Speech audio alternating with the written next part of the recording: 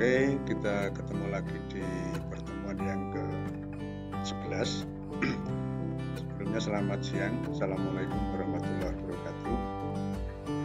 Kita mulai di pertemuan ke-11 dan tidak lupa saya ingatkan bahwa mahasiswa mengisi daftar hadir disiapkan.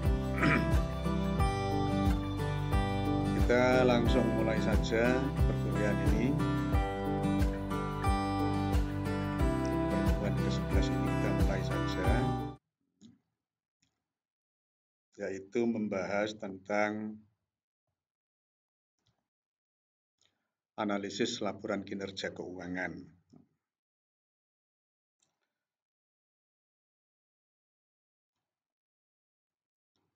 Tujuan dari pembelajaran materi ini adalah agar yang diharapkan atau kemampuan akhir yang diharapkan dari pembelajaran ini adalah agar mahasiswa mampu memahami dan menjelaskan berbagai jenis kompensasi manajemen sebagai bentuk pemotivasi terhadap manajemen. Oke, kita mulai dari perhitungan varian. Perhitungan varian atau analisis varian ini adalah alat umum yang digunakan bisnis untuk membandingkan kinerja aktual yang direncanakan dari berbagai metrik bisnis. Analisis varian atau sering disingkat menjadi ANOVA itu merupakan uji statistik yang digunakan untuk mengevaluasi perbedaan rata-rata lebih dari dua kelompok. Alat analisis statistik ini memisahkan variabilitas total dalam kumpulan data menjadi dua komponen. Salah satu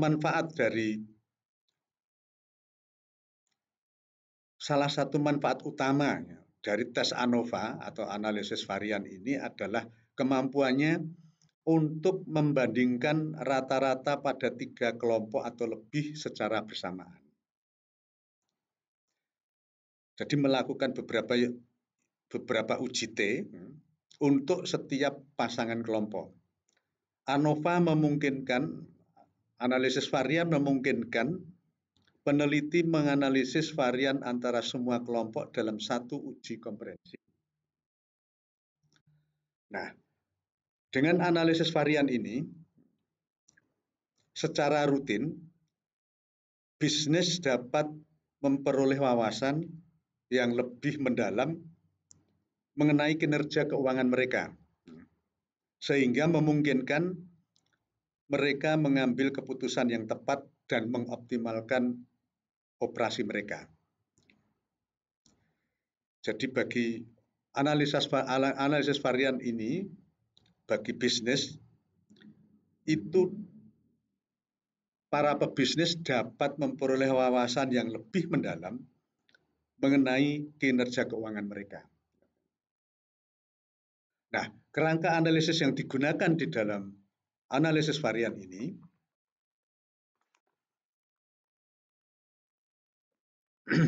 yang pertama adalah mengidentifikasi faktor kunci yang mempengaruhi keuntungan. Itu harus diidentifikasi. Ya. Kemudian menggunakan faktor kunci tersebut untuk mengklasifikasikan seluruh varian keuntungan. Selanjutnya, fokus pada keuntungan yang didapat pada setiap faktor.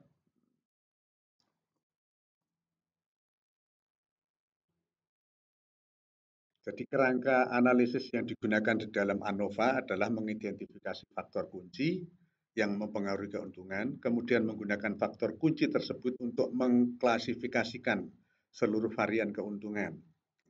Setelah itu fokus pada keuntungan yang didapat dari setiap faktor. Kerangka analisis lain yang digunakan di dalam analisis varian atau ANOVA itu adalah menggunakan satu faktor dalam setiap pemecahan masalah dengan mengasumsikan faktor lain konstan atau asumsi. Jadi menggunakan satu faktor dalam setiap pemecahan masalah dengan mengasumsikan faktor lain tetap. Kemudian memecahkan masalah secara bertahap mulai dari yang paling mendasar.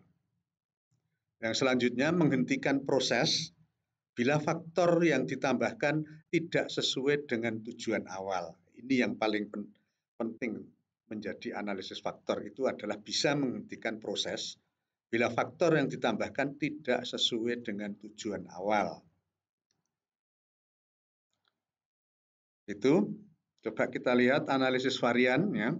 Ada varian total, kemudian dibagi menjadi beberapa varian. Ada varian biaya manufaktur, ada biaya non-manufaktur, dan biaya penjualan. Ini dipisah-pisah, kemudian setiap varian itu juga dipisah lagi menjadi biaya administrasi, biaya pemasaran, dan biaya lead bank. Itu yang non-manufaktur. Kemudian yang biaya manufaktur itu biaya tidak tetap dan biaya tetap. Dan kemudian untuk varian penjualan itu dibagi menjadi harga penjualan dan jumlah penjualan. Jumlah unit penjualan dan harga penjualannya. Nah, dari varian biaya manufaktur tadi ada biaya yang tidak tetap. Biaya yang tidak tetap ini kita bagi menjadi biaya yang tidak tetap untuk barang, untuk bahan baku, ya. Kemudian biaya tidak tetap untuk tenaga kerja langsung dan biaya tidak terduga.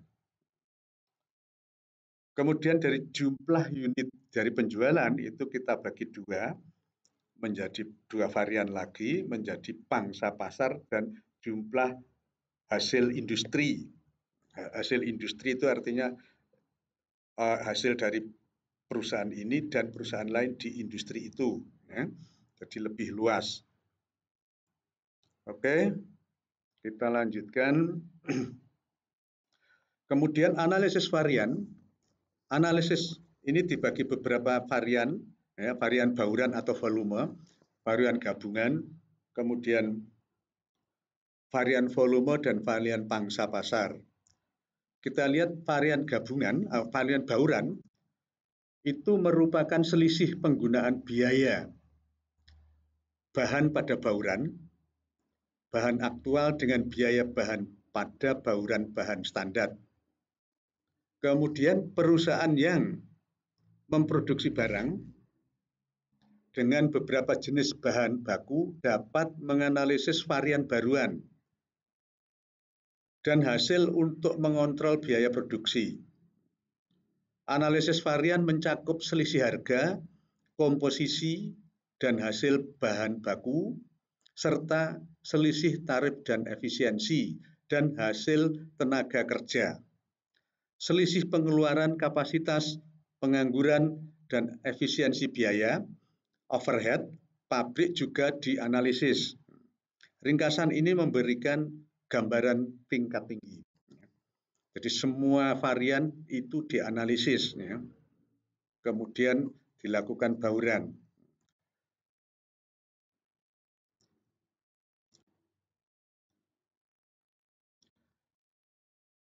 Dari setiap bauran tadi dianalisis menjadi varian gabungan. Jadi di total dari varian bauran itu adalah jumlah aktual dikurangi jumlah anggaran, itu menjadi kontribusi unit anggaran. Kemudian kalau varian baruan itu adalah total jumlah penjualan aktual atau proporsi dalam anggaran, dikurangi jumlah penjualan aktual, itu atau kontribusi unit dalam anggaran.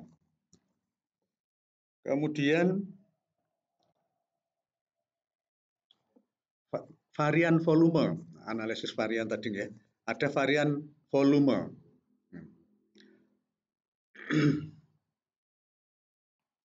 Varian volume merupakan selisih antara jumlah aktual yang terjual atau dikonsumsi dan jumlah yang dianggarkan dikalikan dengan harga standar atau biaya per unit.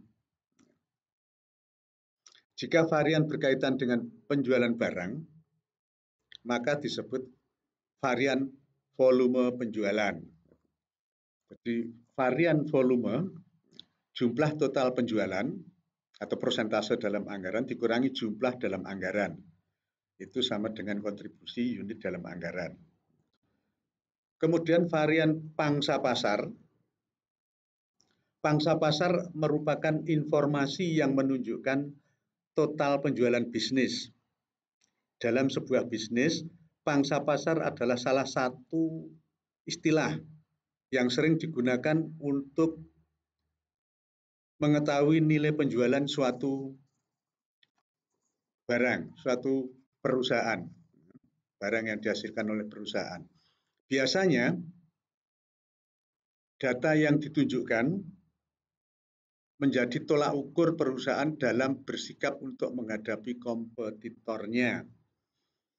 Varian pangsa pasar itu penjualan aktual dikurangi jumlah industrinya. Industri ada di mana jumlah industri, bagian dari jumlah industri, ya, penetrasi pasar dalam anggaran, unit kontribusi dalam anggaran. Oke, kita lanjut. Sejumlah varian dalam praktek. Jadi dalam praktek memang agak sudah berkembang ya dibanding teorinya itu. Jadi bagaimana varian dalam praktek?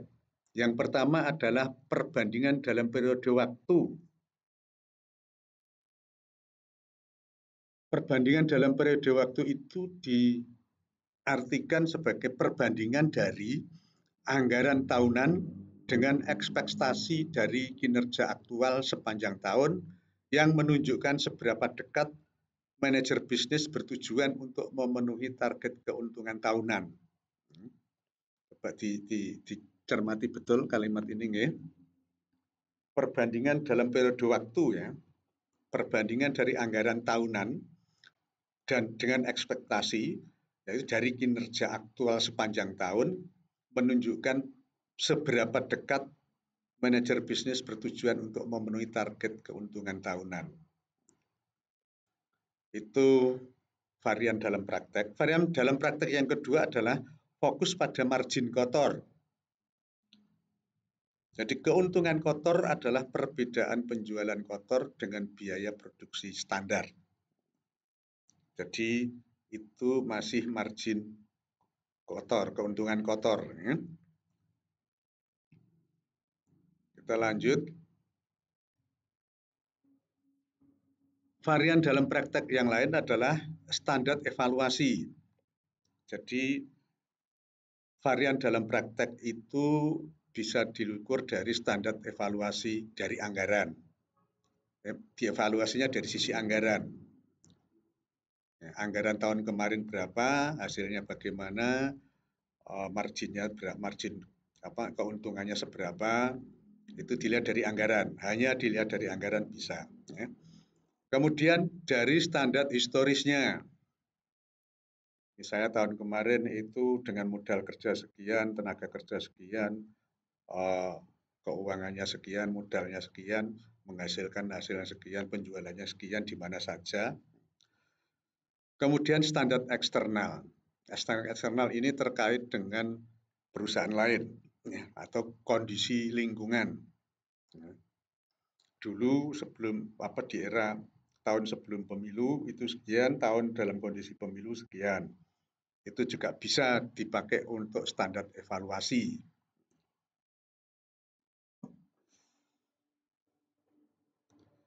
Yang selanjutnya, varian dalam praktek adalah full cost system.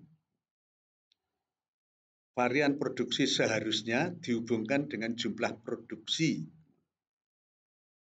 Jadi ini full system, tetapi hanya menyangkut produksi. Ya. Kemudian yang selanjutnya adalah rincian jumlah tertentu. Jadi bisa dibagi menjadi secara keseluruhan, kemudian menurut jumlahnya, kalau gabungan seperti apa, dan harganya juga seperti apa.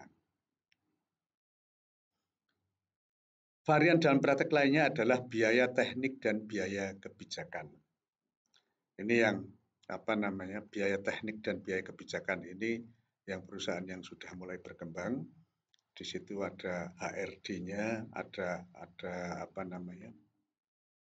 kebijakan biaya kebijakan misalnya CSR dan lain sebagainya. Itu bisa dipakai untuk analisis varian dalam praktek. Kemudian keterbatasan dalam analisis varian. Jadi analisis varian ini memang punya beberapa kelemahan,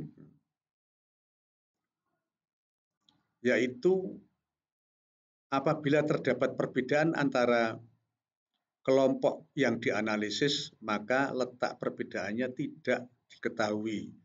Apakah antara A dan B, B dan C, atau C dan seterusnya, itu tidak diketahui. Itu analisis variannya, apakah ada perbedaannya di mana. Meskipun analisis ini mengidentifikasi adanya varian, tetapi tidak menyebutkan mengapa varian ini muncul atau apa yang dilakukan untuk mengatasinya. Kemudian keterbatasan yang lain adalah bagaimana menentukan apakah varian tersebut cukup signifikan. Ini yang belum terurai istilahnya. Kemudian keterbatasan yang ketiga adalah dari analisis varian bahwa ketika laporan kinerja menjadi lebih terakreditasi, varian yang saling meniadakan dapat menyesatkan pembaca. Jadi varian yang saling meniadakan itu dapat menyesatkan pembaca laporan maksudnya ya.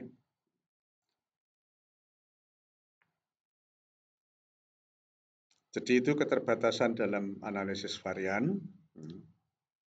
Apabila terdapat perbedaan antar kelompok yang dianalisis, maka letak perbedaannya tidak diketahui. Itu keterbatasan analisis variannya. Kemudian kita lanjut. Keterbatasan lainnya, laporan kinerja menjadi lebih kompleks. Varian keseimbangan bisa membuat orang yang membaca memiliki persepsi yang salah. Tadi disampaikan bisa dapat menyesatkan pembaca ini. Ya. Jadi membuat orang yang membaca memiliki persepsi yang salah. Yang kedua, yang selanjutnya, manajer tergantung pada peramalan dan penjelasan-penjelasan. Padahal peramalan dan penjelasan-penjelasan tadi bisa menyesatkan. Itu keterbatasan dari analisis varian ini. Kalau tingkat baurannya semakin tinggi, dia akan menjadi peramalannya semakin tidak mendekati fakta. Kemudian keterbatasan yang lain, laporan tidak menunjukkan efek yang akan terjadi dari tindakan yang telah diambil manajer. Jadi dia baru berhenti di laporan, efeknya belum bisa ditunjukkan, tidak menunjukkan efek. Itu laporan. Itu keterbatasan ya. Kemudian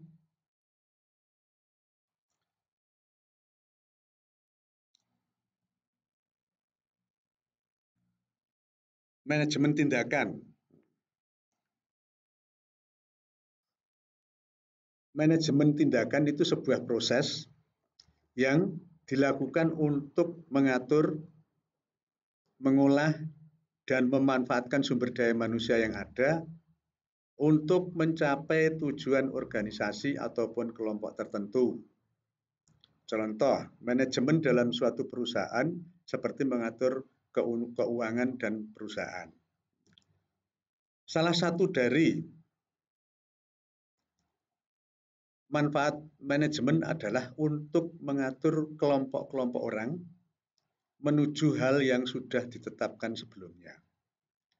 Manajemen sangat penting dalam berbagai hal, seperti organisasi, perusahaan, ilmu ekonomi, dan sebagainya. Apa saja tindakan manajemen? Kelima fungsi penting dalam manajemen yang diterapkan dalam sebuah bisnis, seperti yang diungkap oleh Henry Vario, adalah sebagai berikut. Yang pertama adalah perencanaan atau planning, yang kedua adalah pengorganisasian atau organizing, yang ketiga adalah staffing atau mengarahkan, yang keempat adalah mengarahkan, yang kelima adalah pengawasan, controlling, directing, mengarahkan. Ya.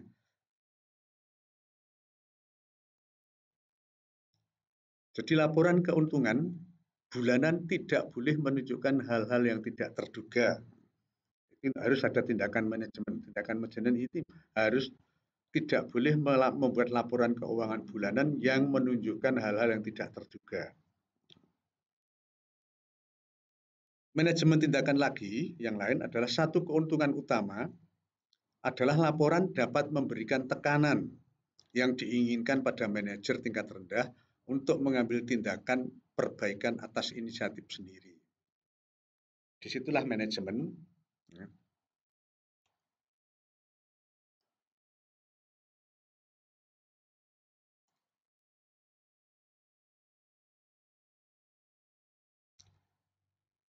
Oke, sampai di sini ada yang ditanyakan. Kalau tidak ada, saya ulangi lagi mulai dari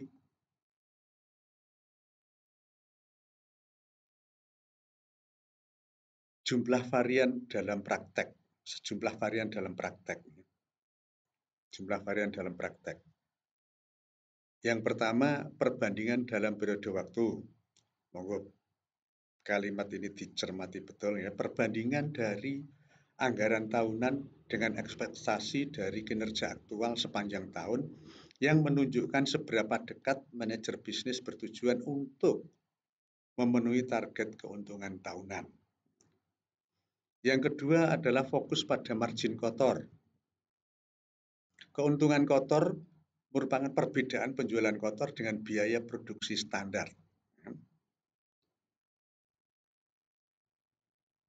Kemudian varian dalam praktek yang lain adalah dengan standar evaluasi. Dengan melakukan evaluasi, baik evaluasi anggaran, evaluasi standar historis, dan evaluasi eksternal. Kemudian varian dalam praktek yang lain adalah full cost system, di mana varian produksi seharusnya dihubungkan dengan jumlah produksi itu sendiri. Kemudian varian dalam praktek yang lain adalah dengan rincian jumlah tertentu. Itu bisa secara keseluruhan, bisa menurut jumlahnya, atau bisa gabungannya, atau dengan dilihat dari harganya. Dan yang terakhir adalah varian dalam praktek adalah biaya teknik dan biaya kebijakan. Ini bisa memunculkan CSR dan lain sebagainya. Kemudian keterbatasan yang dimunculkan oleh analisa varian, tadi sudah saya sampaikan, kelemahannya dari analisis varian adalah apabila terdapat perbedaan antar kelompok yang dianalisis, maka letak perbedaannya tidak diketahui. Ini analisis varian, ANOVA-nya. Jadi letak perbedaannya di mana itu tidak diketahui. Walaupun analisis ini mengidentifikasi adanya varian, tetapi tidak menyebutkan mengapa varian ini muncul atau apa yang dilakukan untuk mengatasinya. Kemudian bagaimana menentukan apakah varian tersebut cukup signifikan. Kemudian keterbatasan yang ketiga adalah analisis varian ini adalah ketika laporan kinerja menjadi lebih terintegrasi, varian yang paling meniadakan dapat menyesatkan pembaca.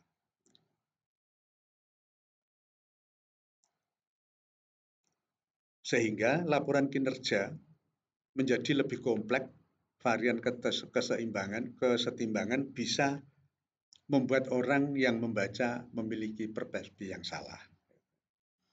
Kemudian manajer tergantung pada peramalan dan penjelasan-penjelasannya. Dan laporan tidak menunjukkan efek yang akan terjadi dari tindakan yang telah diambil oleh manajer. Itu yang di kelemahan-kelemahan atau keterbatasan-keterbatasan dalam analisis varian. Makanya diperlukan manajemen tindakan. Ini perlu dipahami apa yang dimaksud dengan manajemen. Manajemen itu satu proses yang dilakukan untuk mengatur, mengolah, memanfaatkan sumber daya manusia yang ada untuk mencapai tujuan organisasi atau kelompok tertentu. Salah satu manfaat manajemen adalah untuk mengatur sekelompok orang menuju hal yang sudah ditetapkan sebelumnya. Itu manfaat manajemen. Manajemen sangat penting dalam berbagai hal seperti organisasi, perusahaan, ilmu, dan sebagainya. Kemudian apa saja yang perlu dilakukan? Tindakan apa saja yang perlu dilakukan manajemen? Ya seperti fungsi manajemen yang disampaikan oleh Henry Fayol, mulai dari perencanaan, pengorganisasian, staffing, mengarahkan, dan pengawasan. Sehingga satu keuntungan utama adalah laporan dapat memberikan tekanan yang diinginkan pada manajer tingkat rendah untuk mengambil tindakan perbaikan atas inisiatif sendiri. Jadi tindakan manajemen itu sangat diperlukan. Oke, sampai di sini. Kalau tidak ada yang ditanyakan, saya akhiri. Terima kasih atas perhatiannya. Kurang lebihnya mohon maaf. Wassalamualaikum warahmatullahi wabarakatuh.